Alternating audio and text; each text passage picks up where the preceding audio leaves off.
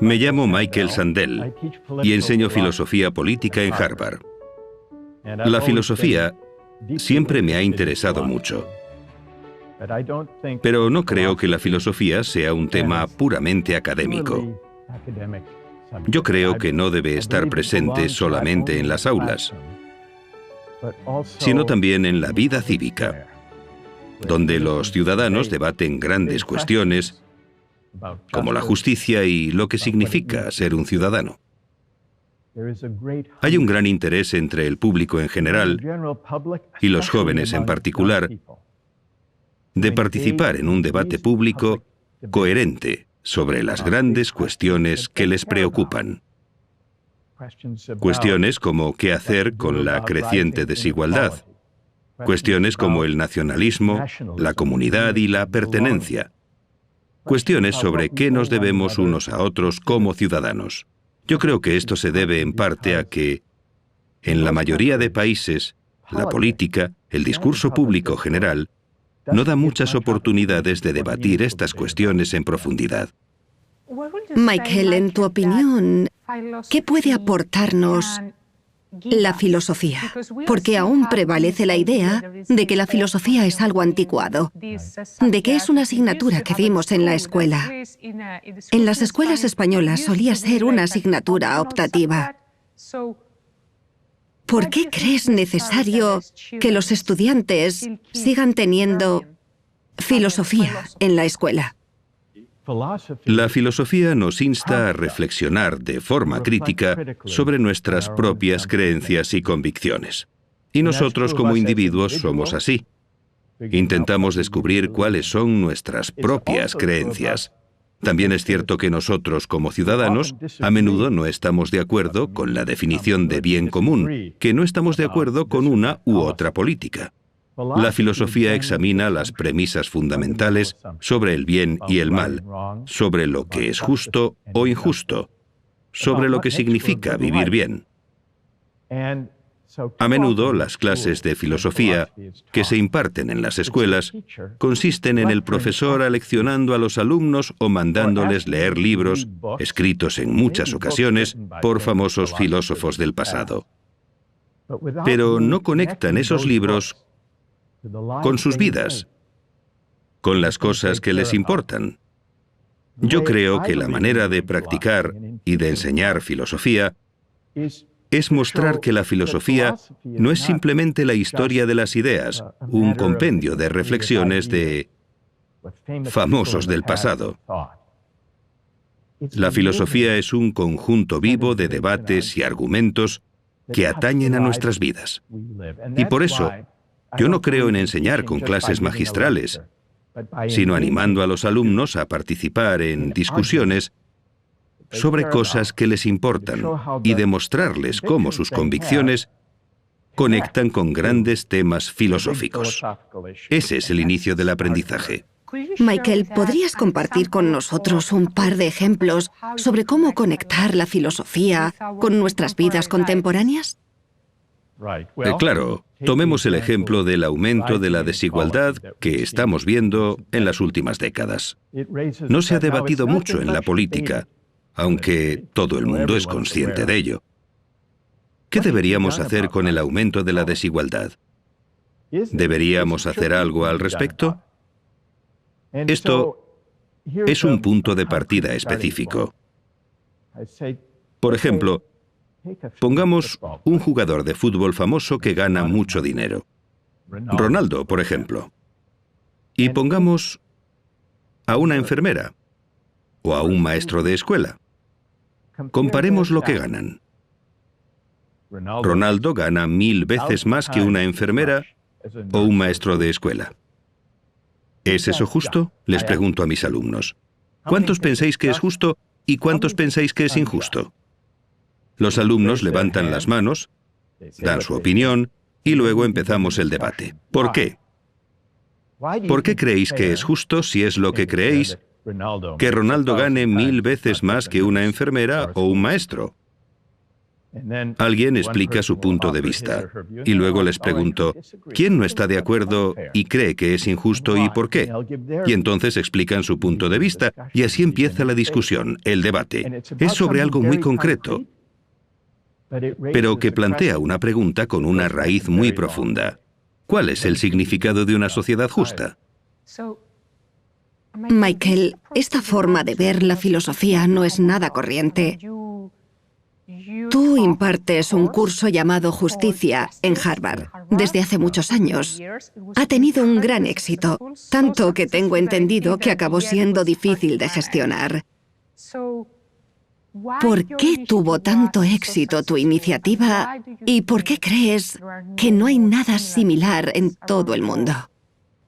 Bueno, yo intento que haya cosas similares en el mundo en cuanto a la forma de enseñar. Es un nuevo tipo de educación cívica que conecta la filosofía con las vidas de todos y que puede despertar la imaginación de los estudiantes y de los jóvenes. En mi curso de justicia en Harvard, hicimos un experimento. Un año lo filmamos para la televisión pública y también lo subimos a Internet.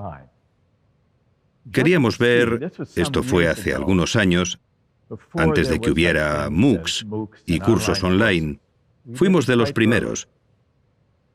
Queríamos ver si podíamos utilizar las nuevas tecnologías para abrir el acceso a las aulas de Harvard, de modo que los estudiantes, y no solo los estudiantes, sino cualquier persona del mundo, pudiera asistir gratuitamente. En eso consistía el experimento. Nunca imaginamos, yo nunca soñé, que decenas de millones de personas quisieran asistir a clases de filosofía a través de Internet, pero es justo lo que pasó. Hay un gran interés por esto, y espero que podamos ir más allá de este experimento y crear un nuevo modelo de educación cívica que tenga una dimensión global. Nos dimos cuenta de que la gente de China, de Brasil, de toda Europa, de África y de muchos otros países estaba interesada en debatir y reflexionar sobre estos temas. Esto luego se convirtió en un recurso para las escuelas, para los profesores de educación cívica, de historia, de sociales y de filosofía. Ahora lo que me gustaría hacer es aprovechar aquel experimento y crear oportunidades para un diálogo bilateral, invitar al mundo a unirse al diálogo y al debate. He estado experimentando con distintas formas de llevar esto a cabo, de modo que tenga lugar un diálogo que sobrepase las fronteras y las diferencias culturales. ¿Cuál es tu visión sobre la educación? Tengo una visión para la educación, especialmente para la educación cívica. La primera parte de la visión es el experimento que realizamos. Hacer que la educación superior sea un bien público, no solo un privilegio privado, que esté disponible gratuitamente en Internet para profesores, estudiantes y ciudadanos de cualquier parte que quieran aprovecharlo. Pero además de eso, tengo una ambición mayor, que es crear una educación cívica adecuada a una era global. La educación cívica tradicional se circunscribe a las fronteras nacionales. Se aprende sobre la bandera del país, sobre su sistema de gobierno y puede que sobre su historia política. Lo que le falta a ese tipo de educación cívica son dos cosas. Una es que se circunscribe a las fronteras nacionales. No es realmente global. La otra cosa que falta es que no capacita a los jóvenes para razonar o para discutir juntos o para debatir como ciudadanos de una manera activa. Así que mi visión es crear plataformas globales para el discurso público que inviten a los jóvenes de países de todo el mundo a participar, ayudados por las nuevas tecnologías e Internet, en debates y discusiones significativos sobre las grandes cuestiones éticas que necesitamos debatir más allá de las fronteras nacionales. El cambio climático, por ejemplo, la inmigración y el significado de las fronteras entre los estados-nación. Preguntas sobre la libertad de expresión. ¿Libertad de expresión frente a la incitación al odio? Preguntas sobre justicia distributiva. ¿Cómo abordar las desigualdades de ingresos, de poder y de riqueza? Estas son preguntas a las que los jóvenes de todo el mundo tienen que estar expuestos y sobre las que tienen que reflexionar. Y la mejor manera de conseguirlo, en mi opinión, es que practiquen participando en el debate de estas cuestiones, incluso con personas de fuera de su aula, de fuera de su país. ¿Cuáles son las principales barreras que crees que nos impiden lograr estas metas más globales? Esta educación cívica descentralizada. Sí, las mayores barreras yo creo que son, en primer lugar, una idea demasiado limitada de la educación cívica. Con frecuencia pensamos que la educación cívica solo significa enseñar a los alumnos el funcionamiento básico del gobierno y sobre su historia política y cuáles son los partidos políticos y las ramas del gobierno. Saber esas cosas es importante, pero no llega a ser participación cívica. Ese tipo de educación cívica no capacita a los estudiantes para pensar críticamente sobre las políticas públicas, sobre las leyes y sobre el debate político. Así que tenemos que enseñar el arte del debate político, incluyendo el arte de escuchar, que es una habilidad cívica muy importante.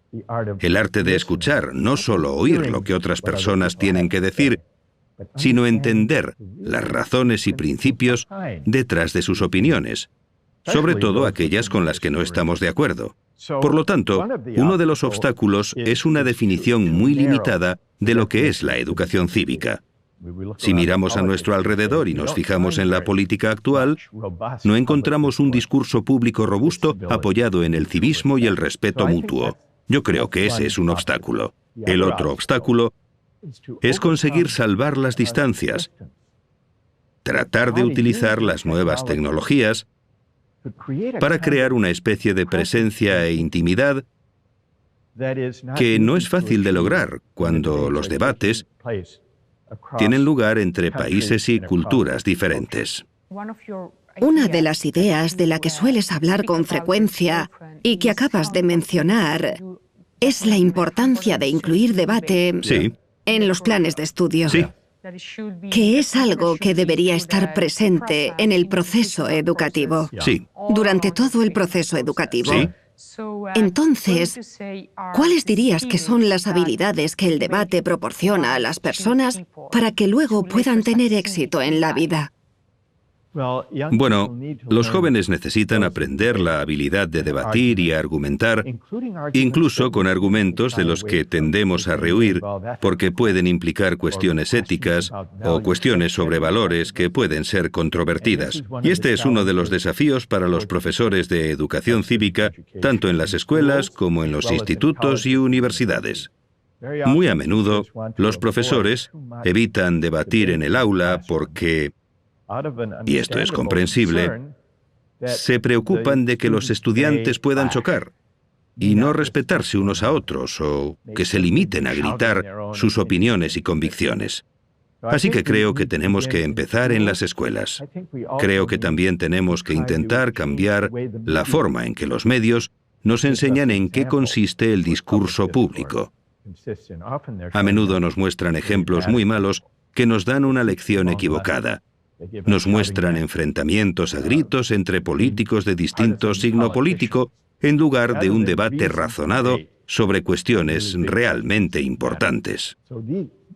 Así que, con el ejemplo, quiero tratar de encontrar maneras de que los profesores de educación cívica, de historia y de filosofía puedan capacitar a sus alumnos, los empoderen para que puedan participar en este tipo de práctica cívica. Entonces, ¿qué consejos les darías? Tal vez se trata de elegir temas de debate que conecten con la juventud actual. Antes has mencionado el ejemplo del salario. ¿Cómo difiere el salario de una enfermera del de un jugador de fútbol? Sí. Eso es algo con lo que es fácil conectar. Sí, así es. ¿Se trata de encontrar esos ejemplos? Sí, creo que es importante empezar con ejemplos concretos que conecten, como dices. Empezar con ejemplos concretos sobre los que los alumnos ya tienen opiniones. Aunque nunca hayan estudiado filosofía, tienen opiniones sobre si los jugadores de fútbol deberían ganar más que una enfermera. Yo empezaría con esas opiniones.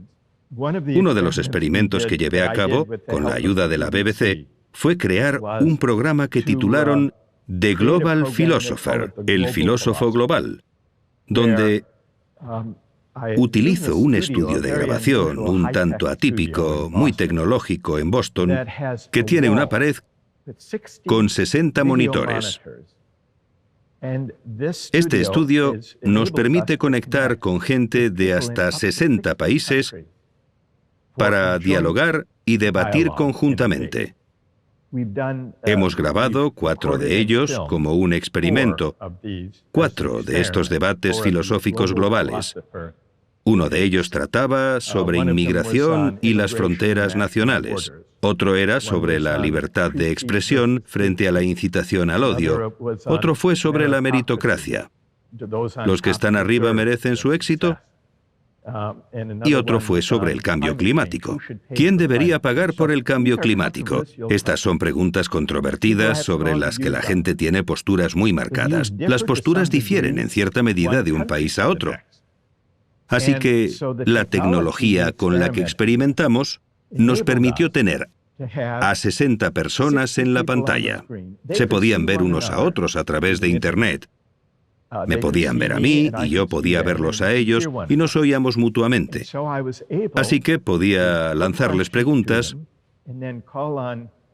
y luego hacer que un estudiante de Nueva Delhi respondiera a un estudiante de Chicago y luego hacer que otro estudiante de Buenos Aires respondiera a un estudiante que a lo mejor estaba en Shanghái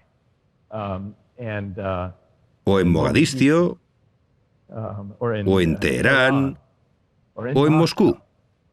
Y así pudimos juntar a estudiantes de docenas de países para que participaran en estos debates. Y gracias a esta nueva tecnología, funcionó muy bien. Está disponible en Internet para que cualquiera lo vea. Es un experimento para impulsar no solo los cursos de educación cívica, sino también para impulsar una mayor exploración. Y me interesa mucho explorar las fronteras de la tecnología para mejorar el diálogo y el discurso público global que podemos tener. Esa era la finalidad del experimento. Me encantaría que compartieras con nosotros algunas historias de estos experimentos que has hecho con jóvenes de todo el mundo, porque todavía existe la percepción de que la juventud está, de alguna manera, desconectada de los temas importantes. Y tú afirmas todo lo contrario, que realmente les preocupan estos temas. Sí, bueno, nosotros reunimos a un grupo de estudiantes de Japón, China y Corea del Sur para debatir el peso moral del pasado sobre el presente y para preguntarles de qué modo la historia, especialmente la historia de la Segunda Guerra Mundial, sigue influyendo y complicando las relaciones actuales entre estos 3 países en particular. Para preguntarles qué piensan sobre la historia que se les enseñó en su país y en los países de los que procedían los demás estudiantes. Pero lo que más me llamó la atención fue la honestidad y la pasión con la que hablaban estos jóvenes. Reflejaban las sociedades de las que procedían, pero también reflexionaban críticamente sobre las historias que les habían enseñado. Recuerdo un momento en particular en el que estábamos discutiendo la cuestión de pedir disculpas públicamente, la exigencia de que Japón pidiera disculpas por sus actos durante las décadas de 1930 y 40 en China y Corea. Este es un punto de tensión continua entre estos países. Y una de las jóvenes de China, esto lo grabamos en Tokio, ella dijo, en realidad, hasta anoche yo no sabía que Japón en el pasado se había disculpado. Yo le dije, ¿y cómo te has enterado? Y ella dijo, cuando llegué aquí anoche, me conecté a Internet y busqué en Google y me enteré de cosas que no sabía. Lo que más me llamó la atención y lo que más me conmovió de esta conversación, creo que estuvimos grabando durante 3 o 4 horas, es que los estudiantes hablaban entre sí sobre sus diferencias acerca de las diferentes historias que les habían enseñado y reflexionaban críticamente sobre lo que se les había enseñado y se replanteaban, conforme íbamos hablando, las fortalezas y debilidades de sus propias sociedades y las historias que les habían contado. Me pareció una experiencia muy conmovedora. Otro ejemplo. He participado en una serie de visitas, eventos y conferencias interactivas en Brasil. Alguno coincidió con el periodo de los juicios por corrupción y las protestas contra la corrupción. Y una de las preguntas que hice en uno de los eventos interactivos en Brasil fue, de nuevo, la pregunta de si un jugador de fútbol merece ganar más que un maestro. Y el ejemplo que utilicé, puesto que estaba en Brasil, fue Neymar. ¿Merece Neymar ganar más que un maestro? ¿Vale más Neymar que un maestro? Debatimos sobre eso. Entonces, 5 o 6 meses más tarde, hubo otra tanda de manifestaciones en Brasil. Eran manifestaciones contra la corrupción y la desigualdad. Y algunos de los manifestantes que había en la calle llevaban carteles que decían, ¿vale más Neymar que un maestro? Y luego, el propio Neymar, al ver ese cartel para apoyar la manifestación, levantó un cartel que decía, ¿vale más Neymar que un maestro? Que dramatizaba esta cuestión y mostraba la conexión entre los debates filosóficos que tuvimos en la conferencia pública de filosofía en Brasil y la propia vida pública, incluyendo los argumentos que fomentan el activismo. Y me pareció muy gratificante, porque confirmó mi esperanza de que la filosofía no es un tema puramente abstracto. Pertenece al mundo, pertenece a la ciudad, donde los ciudadanos se reúnen, discuten y razonan juntos. En este caso, incluyendo hasta al propio Neymar. El debate es una fuerza social, ¿no es así? Lo es, sí, así es. Y creo que una parte de lo que hace que la filosofía sea emocionante e inspiradora es que habla del mundo en el que vivimos. Y los argumentos que esgrimimos y las conclusiones a las que llegamos marcan la diferencia en nuestra forma de actuar en el mundo como individuos, pero también en muchos casos colectivamente. Si en vez de viajar a Brasil, viajaras a España y te reunieras con un grupo de jóvenes estudiantes en España, ¿qué cuestiones abordarías? Bueno, hace poco hice un evento en España, en Oviedo, para un grupo de jóvenes en la Biblioteca Histórica de la Universidad de Oviedo. Este es un momento de intenso debate sobre el significado de comunidad, afiliación y pertenencia, y sobre el papel de la nación y el papel de las regiones, el de la Unión Europea, por supuesto. Por lo tanto, hay identidades en conflicto, ideas de afiliación y pertenencia en conflicto. Y ese fue el tema de la conferencia interactiva, del debate que planteé. Y una de las preguntas que hice fue: ¿creéis que la educación cívica debería fomentar lealtad, patriotismo y orgullo por vuestra comunidad política? Y de ser así, ¿qué comunidad política creéis que habría que enfatizar más?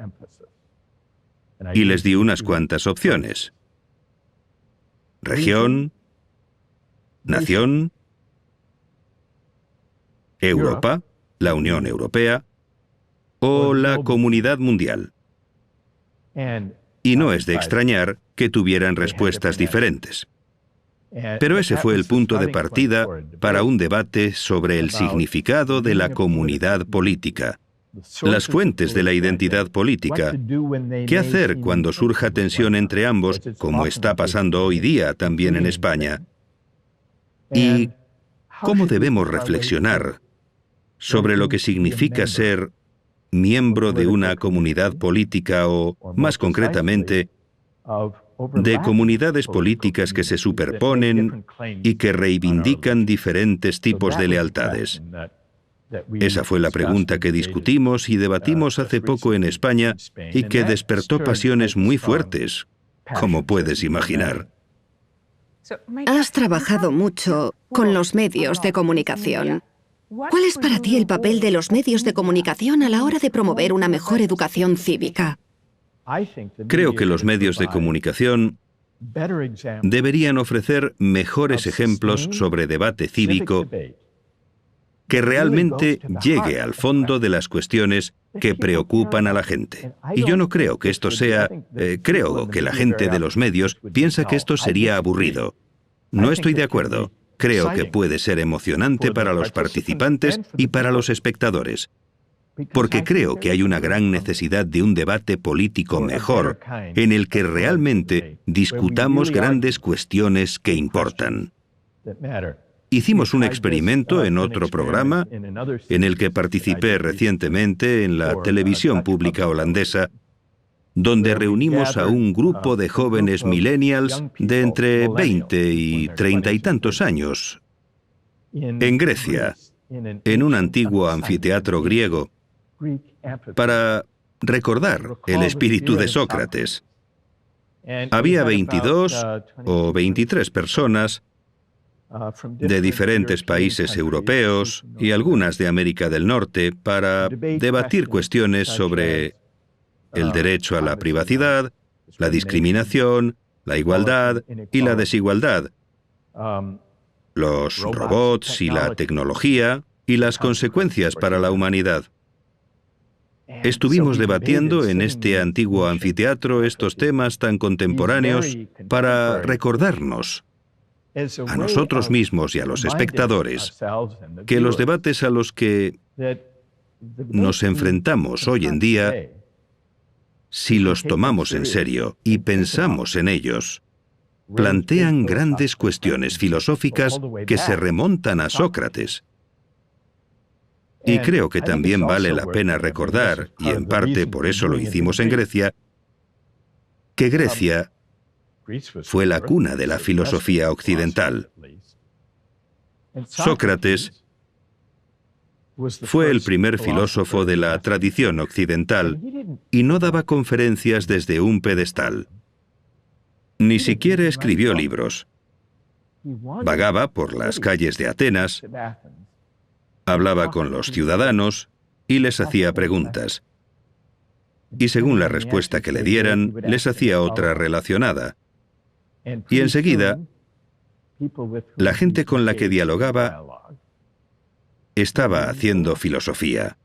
Pero era una filosofía que surgía de la vida de la ciudad, de las opiniones y convicciones que tenían esos ciudadanos. Así que tratábamos de revivir el espíritu de Sócrates como una forma de educación cívica que conecta la filosofía con nuestra vida cotidiana. Insisto, es un experimento, pero es un intento de demostrar que el uso creativo de los medios de comunicación puede ser un vehículo muy importante para la educación cívica, que amplía lo que se hace en las escuelas y que puede ser un recurso para la escuela. Pero no se detiene ahí, se extiende a las grandes cuestiones a las que tenemos que enfrentarnos como ciudadanos. Tengo que hacerte esta pregunta porque estamos hablando de diferentes plataformas de educación cívica. Sí, claro. Para los millennials, una de sus principales herramientas en su vida diaria son las redes sociales. Sí.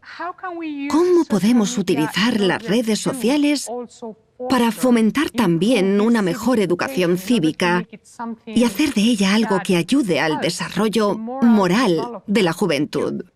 Sí, es una gran pregunta, porque como profesor considero que la distracción de las redes sociales, de las pantallas, es una de las mayores barreras, uno de los mayores obstáculos para el aprendizaje. Tanto es así que en mis clases he prohibido todo tipo de pantallas, ordenadores portátiles, tabletas, teléfonos móviles. Hay que apagarlos. Y creo que agradecen esta prohibición, porque saben que para sumergirse realmente en el aprendizaje, especialmente el aprendizaje que implica discusión y debate y escuchar a otros estudiantes, requiere un nivel de atención que es imposible de alcanzar con las distracciones de las pantallas. Así que creo que es una cuestión muy importante. Sin embargo, coincido contigo en cuanto a que no vamos a prohibir las redes sociales una vez salgan de mi clase. Por lo tanto, yo creo que tenemos que encontrar formas creativas de hacer de las redes sociales un vehículo para la educación cívica, la reflexión y el diálogo, en lugar de ser una mera forma de vender cosas y hacer publicidad, que es lo que hacen en su mayor parte. Así que lo que me gustaría hacer, y esto forma parte de una ambición mucho mayor, es crear recursos para la educación cívica y utilizar las plataformas de las redes sociales estructuradas de la manera correcta como plataformas para una conversación global, de modo que no solo sean lugares a los que vas a buscar fotos graciosas de gatos o de la última fiesta a la que asistió tu amigo, sino que también puedes ir a ver, quizás, una breve presentación sobre una pregunta. Quizás una pregunta relacionada con las noticias del día, que plantee grandes cuestiones filosóficas y que te invite a ti y a tus amigos de las redes sociales a participar en un debate sobre el titular del día. Un debate que apunte al menos hacia las grandes cuestiones filosóficas. Te he oído decir que crear estos recursos, estas nuevas herramientas, Sí, es la única manera, especialmente para la juventud, sí. de mejorar su educación cívica y de asegurarles un futuro mejor. ¿Se te ocurren otras herramientas que creas que son importantes para este propósito?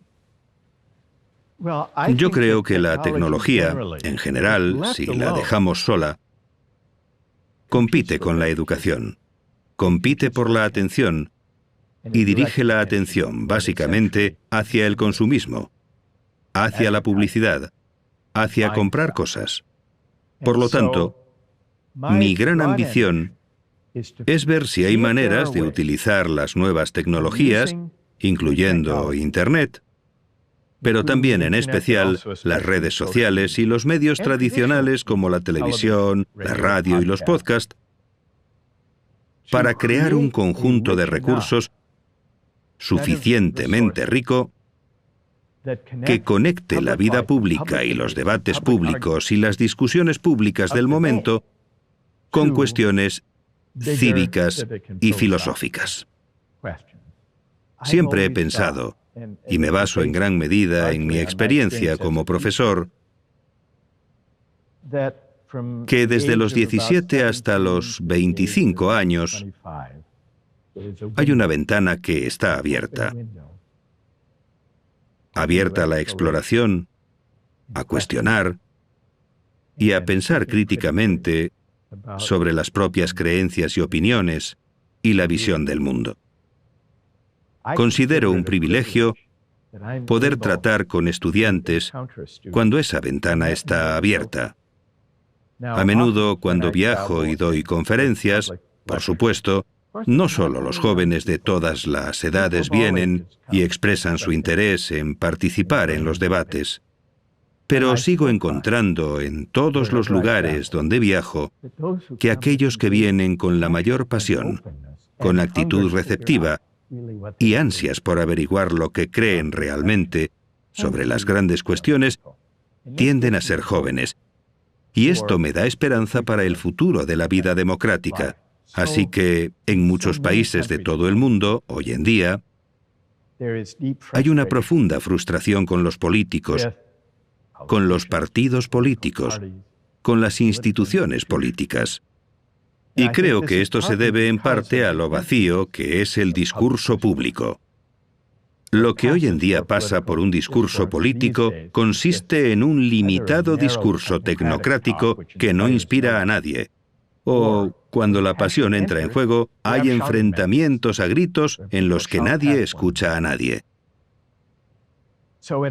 Así que en un momento en que hay una gran frustración con la política y una pérdida de fe en los líderes, instituciones y partidos políticos establecidos, mis esperanzas están puestas sobre la generación más joven. Yo creo que ellos representan la esperanza y nos corresponde a nosotros proporcionar herramientas, recursos y oportunidades para que la generación más joven piense en sus propios valores, pero también aprenda a persuadir, debatir y a entablar un diálogo con sus semejantes, no solo con sus vecinos, sino también con jóvenes de diferentes sociedades de todo el mundo. Michael, me gustaría seguir con esta idea sobre el clima político actual. Sí. Es un tema que siempre ha estado ahí.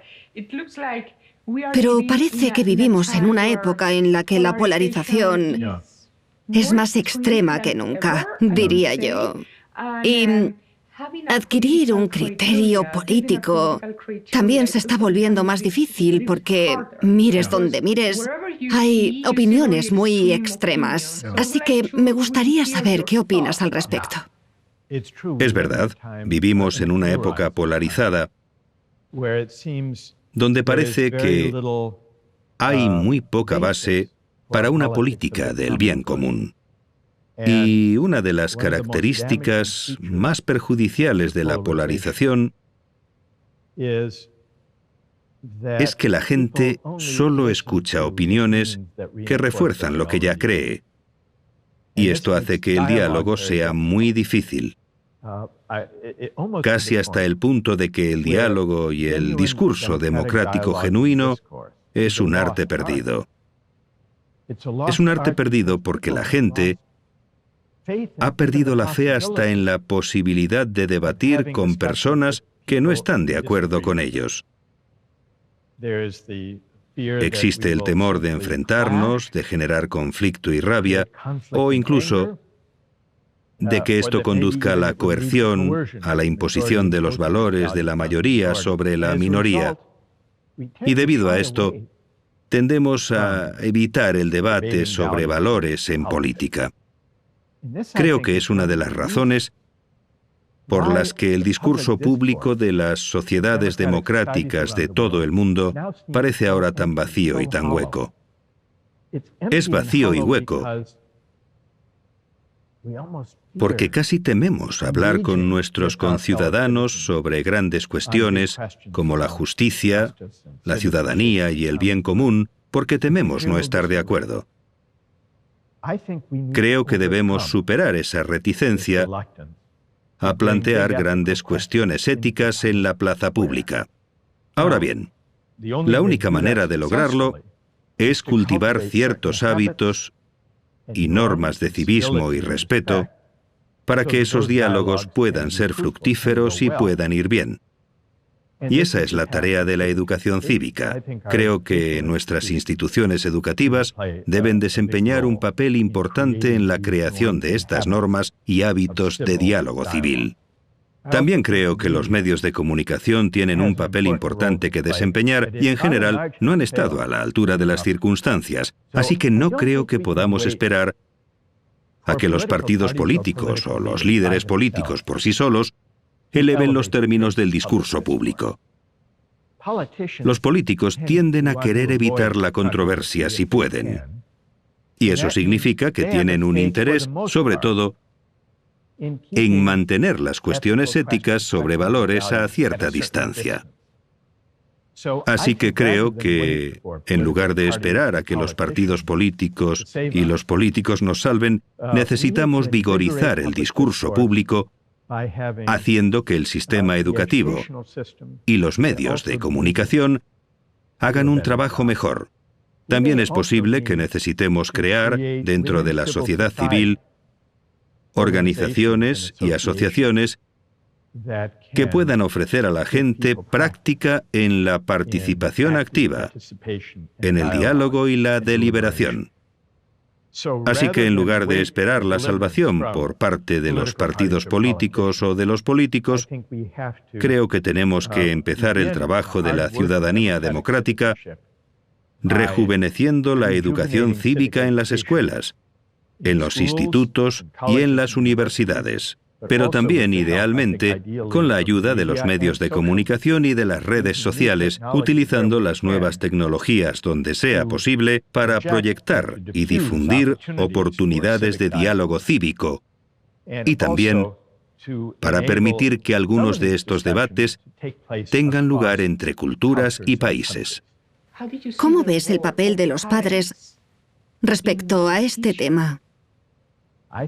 Creo que los padres pueden empezar temprano a educar y orientar a sus hijos a reflexionar sobre lo que está bien y lo que está mal, lo que es correcto o incorrecto, lo que es justo o injusto. Yo recuerdo, tenemos 2 hijos y desde que eran muy pequeños, acababan de empezar la escuela, teníamos debates casi todas las noches durante la cena, tal vez sobre algo que había pasado en la escuela, algo que uno de nuestros hijos creía que tal vez era injusto, tal vez el maestro había sido injusto con un alumno por alguna razón, y debatíamos estas cuestiones, eran cuestiones muy concretas, y nuestros hijos crecieron con el hábito de discutir, debatir y analizar desde muy jóvenes. De hecho, mi esposa y yo, mi esposa es escritora, su nombre es Kiku Adato, escribió un cuento para niños sobre un monstruo que se embarca en un viaje. Se llama Babayan y la estrella mágica. El monstruo, en su viaje, sufre una especie de transformación moral. Surgió de los cuentos que les contaba a nuestros hijos para dormir cuando eran pequeños, y luego escribió un libro para niños. Y como contiene valores y personajes diferentes, y cómo los juzgamos, mi esposa y yo decidimos que podría utilizarse para comenzar la educación cívica en las escuelas o en las familias a una edad muy temprana, para niños de 5, 6, 7 u 8 años. Creamos una guía sobre la historia para maestros y familias y la sacamos en varios países como una forma de animar a los padres y maestros de niños pequeños a comenzar temprano. Ahora bien, no estamos sugiriendo que deban comenzar con Platón e Immanuel Kant, pero comenzar con cuentos para niños pequeños es una manera de iniciar la reflexión ética y el debate.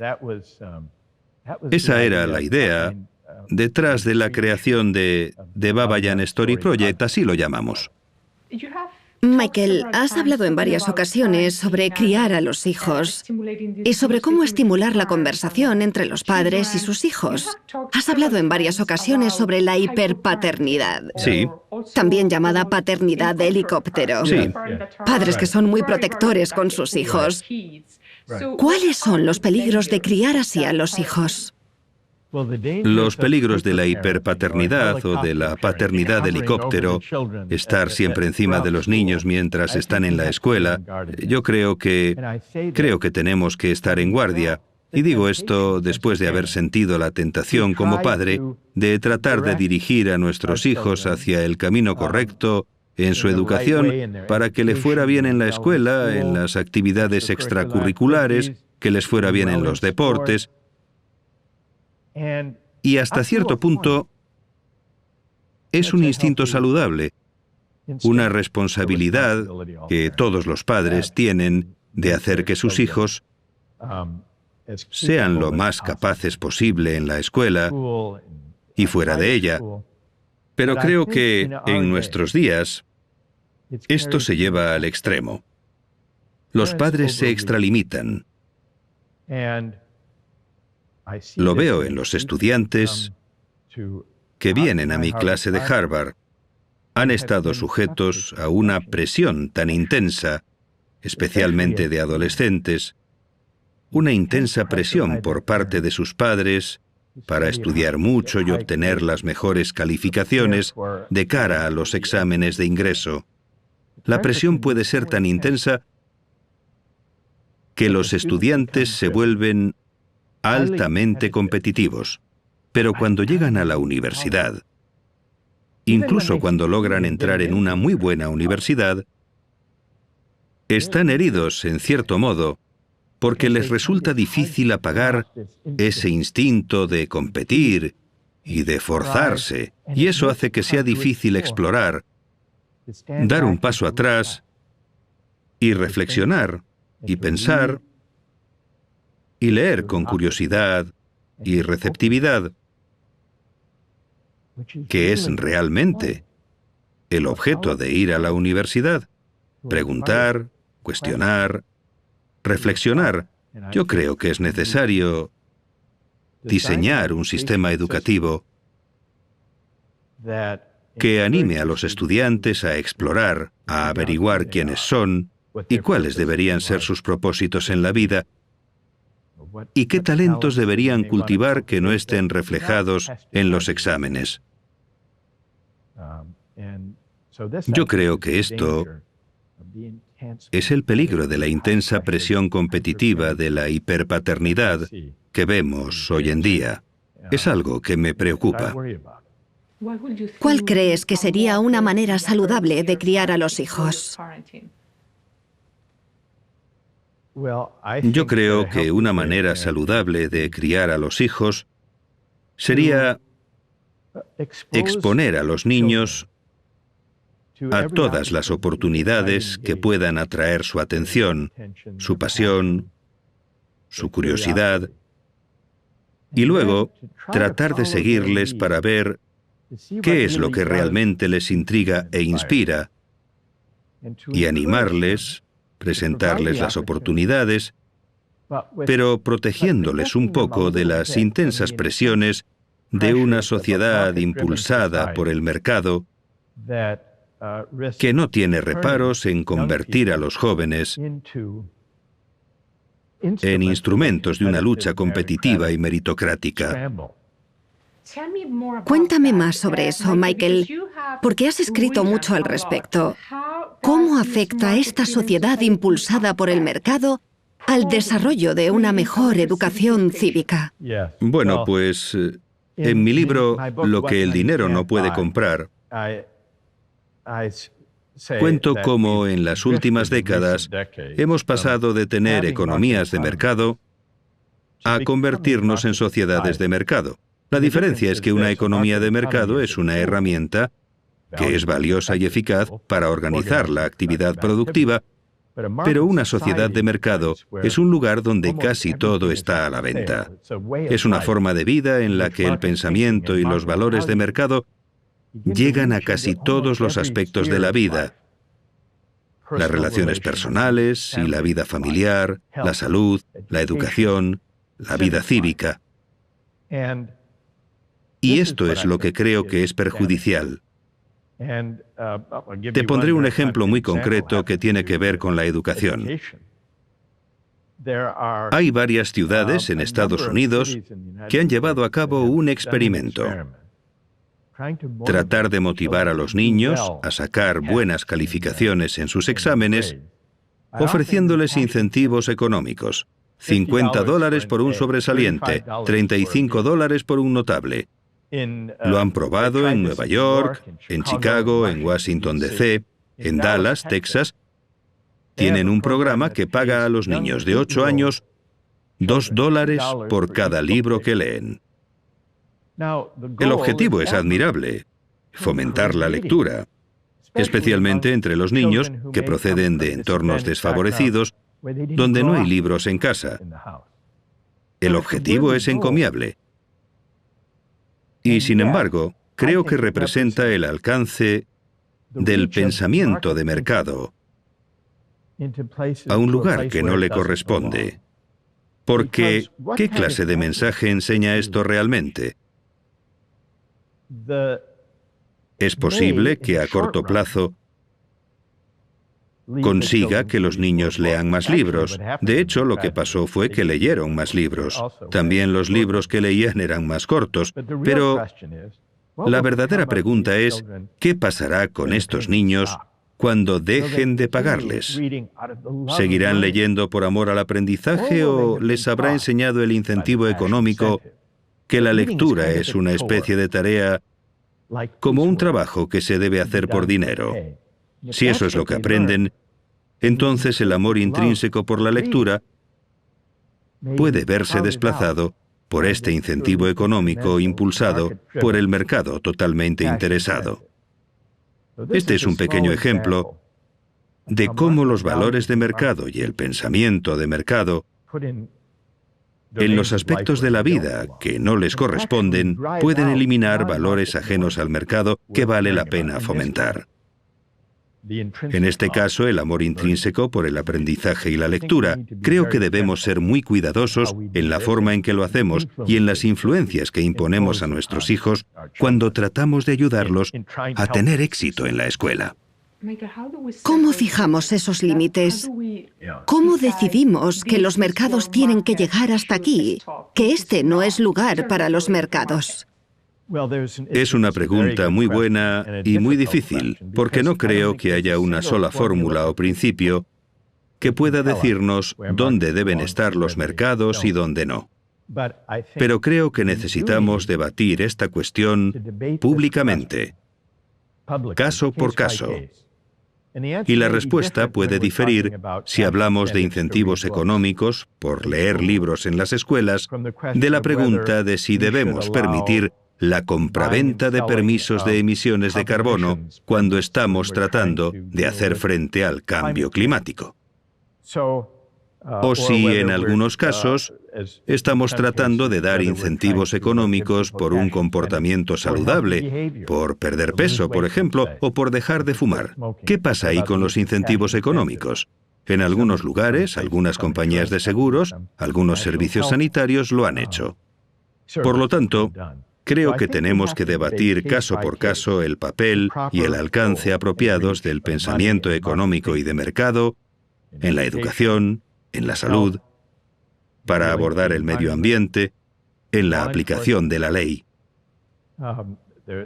Hay un programa en algunas ciudades de Estados Unidos para tratar de reducir el crimen pagando a los excriminales para que no maten.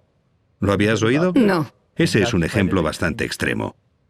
Así que, ya se trate de justicia penal, de salud o de educación, necesitamos debatir públicamente cuáles son los valores que están en juego. ¿Cuál es el riesgo de que el uso de una herramienta de mercado pueda erosionar o socavar un valor no comercial, como el amor intrínseco a la lectura o al aprendizaje, a cuidar de la propia salud por respeto a uno mismo y a una buena vida, en lugar de que alguien te pague para que dejes de fumar? Tenemos que debatirlo. Esto se remonta a lo que hablábamos antes sobre estar más dispuestos a admitir cuestiones éticas en el debate público. Este es un buen ejemplo. No podemos decidir cuál debería ser el papel apropiado del dinero en los mercados en una buena sociedad, a menos que tengamos debates sobre cómo valorar la educación, cómo valorar la salud, qué actitud hacia la naturaleza y hacia el medio ambiente queremos cultivar. Así que creo que necesitamos tener debates más explícitos sobre la justicia y lo que significa vivir bien en todas estas áreas, porque solo una vez que debatamos estas cuestiones podremos empezar a decidir dónde están los mercados al servicio del bien público y dónde no. ¿Cuáles son los temas o asuntos que crees que son más urgentes? Las cuestiones éticas, los dilemas morales que creas que no podemos retrasar más, que no podemos esperar más y que tenemos que empezar a discutir ahora mismo. Yo diría, ¿qué debemos hacer con respecto a la creciente desigualdad que ha surgido en las últimas 4 décadas dentro de los países y entre países? ¿Cómo debemos reflexionar sobre las complejas cuestiones de la afiliación y pertenencia a una comunidad política? ¿Deberíamos considerarnos principalmente miembros de Estados-nación o debemos cultivar también un sentido de lealtad y obligación hacia la comunidad mundial de la humanidad? ¿Y qué pasa con las fuentes regionales y locales de comunidad e identidad? Tenemos que pensar en todas estas cuestiones de identidad, afiliación y pertenencia. Y por último, creo que debemos preguntarnos qué nos debemos los unos a los otros como conciudadanos.